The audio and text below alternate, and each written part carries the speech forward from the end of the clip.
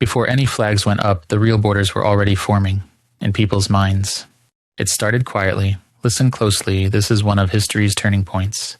How does a group from the edges of the world become the center of an entire era? How does fast conquest turn into lasting law? From the 3rd to the 11th centuries, the Arab Caliphate didn't just expand, it organized. The battles mattered, but the bigger story is what happened after the battles. It was conquest learning to govern and governance learning to move across continents. As dynasties changed, power kept shifting its center, while still claiming one continuous mission. This is the story of an empire that moved its capital, but never stopped trying to hold the whole together. The world it entered was already cracked.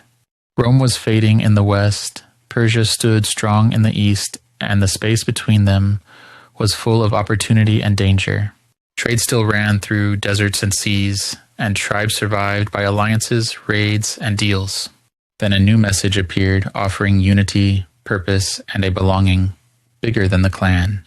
The first community grew at a speed that shocked its neighbors, moving into cities that already had administration and paperwork.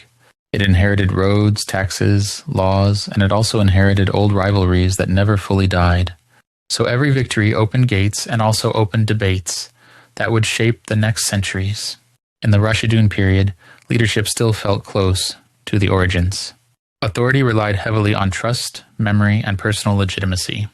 But expansion was so fast that managing it became its own challenge, as military camps turned into towns, and towns turned into regional power centers.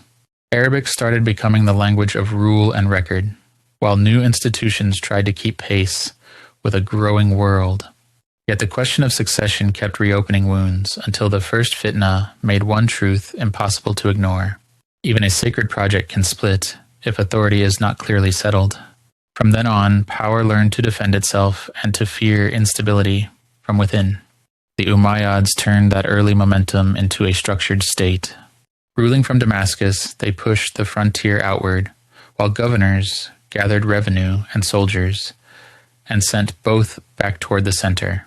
Coins, registers, and courier routes made distance manageable, and monumental mosques declared permanence.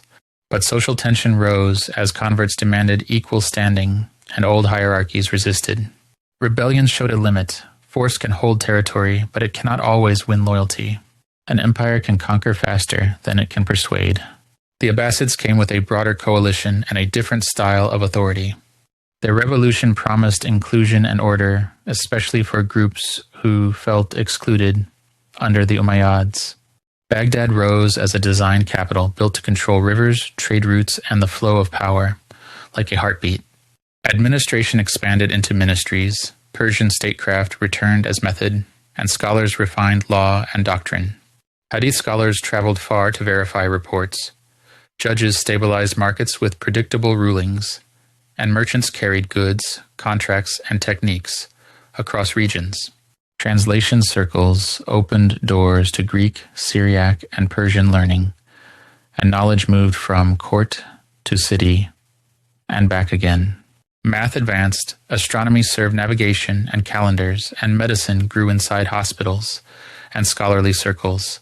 Power wasn't only a throne, it became paperwork, prestige, debate, and networks. The Caliphate turned into a web of competitive cities, and that competition sparked innovation. But the same system also multiplied factions and patrons, making the center depend on constant bargaining. To understand how it worked, picture the empire as a machine, not a procession. It didn't survive by swords alone, it survived through logistics, taxation, and a currency people trusted beyond a single city. It pulled talent from different languages and traditions, and allowed ambition to rise through service. Ports connected to inland capitals through credit and letters, and irrigation and agriculture fed expanding urban life. This system multiplied reach and made rule repeatable, even as rulers changed. And because the imperial frame became so valuable, many fought to capture it rather than destroy it. Now look at what it created, and you can almost hear the sound of the cities. Basra, Kairouan, and Cordoba became magnets where commerce met scholarship and craft. Sea routes linked the Mediterranean to the Indian Ocean, and ideas moved with merchants and pilgrims.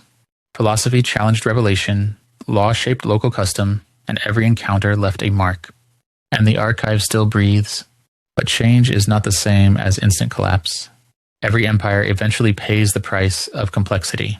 Regional commanders grew stronger, court factions fought for influence, and financial pressure returned in cycles. Armies hired to protect stability sometimes demanded power themselves, and when the center answered, the provinces watched carefully. Unity became something performed and negotiated, layered through delegation and ceremony. External enemies mattered, yes, but internal fractures often decided the rhythm of events. By the 11th century, new powers guarded the Caliphate and managed the frontiers while the title remained, and authority quietly thinned. This long story leaves a clear lesson about power and memory. An empire is not only land on a map, it is a way of turning belief into institutions and trade into stability.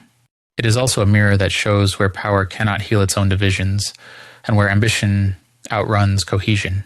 If you want more journeys through the real mechanics of empires, subscribe now, and we will read the past with steady eyes, so the present does not surprise